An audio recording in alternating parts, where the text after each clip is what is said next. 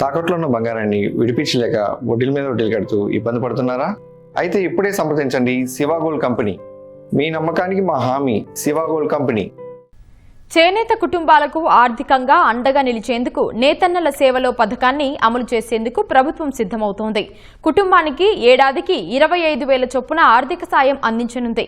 పథకం అమలుకు మార్గదర్శకాలు జారీ చేస్తూ తాజాగా ఉత్తర్వులిచ్చింది.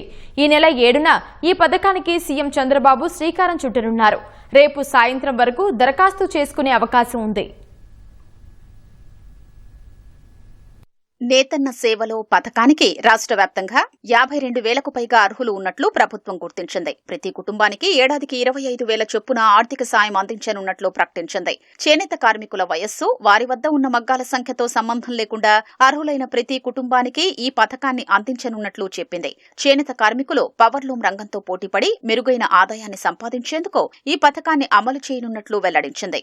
నేతకు అవసరమైన రంగులు, రసాయనాలు, నూలు కొనుగోలు, పరికరాల ఆధునికీకరణకు, మగ్గాల మార్పిడి, మరమ్మతులకు ఆర్థిక సాయం అందించడమే ప్రధాన ఉద్దేశ్యమని ప్రభుత్వం వెల్లడించింది. గవర్నమెంట్ కమిట్మెంట్ ప్రకారంగా నేతన్నల సేవలో ప్రోగ్రాం అనేది మన రాష్ట్ర మంత్రి మండల్ వర్గంలో అది అప్రూవ్ అయింది.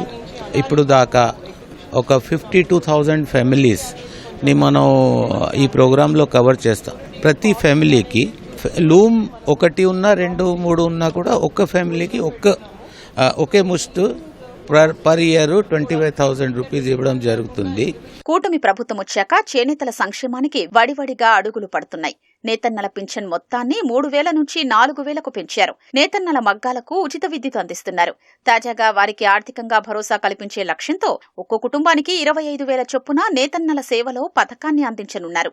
ఈ పథకానికి ఆగస్టు 5వ తేదీ సాయంత్రంలోగా దరఖాస్తు చేసుకోవాలి. గతంలో నేతన్న నేస్తం పథకం కింద ఏడాదికి 24,000 ఇచ్చేవారు. ఇప్పుడు అదనంగా 1,000 రూపాయలు పెంచి నేతన్నల సేవలో పథకాన్ని అమలు చేయనున్నారు.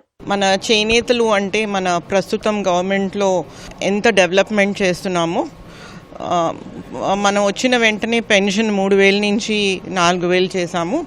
అలాగే మనం ఫ్రీ ఎలక్ట్రిసిటీ కూడా మనము ఇవ్వగలిగాము.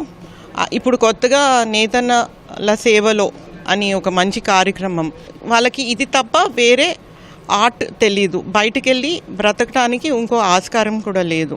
ఈ ఏదైతే మనం నేతన్నల సేవలో అనే కార్యక్రమం ఉంటుందో, ఎవరైతే లూమ్ 2-3 సంవత్సరాల నుంచి తీసేశారో, గబుకుని పెట్టాలని కోరిక ఉందనుకోండి, ఏమైనా చిన్న రిపేర్స్ పెట్టుకోవాలన్నా ఏదైనా ఉన్నా ఇదొక ఎంకరేజ్మెంట్ కింద వాళ్ళకి.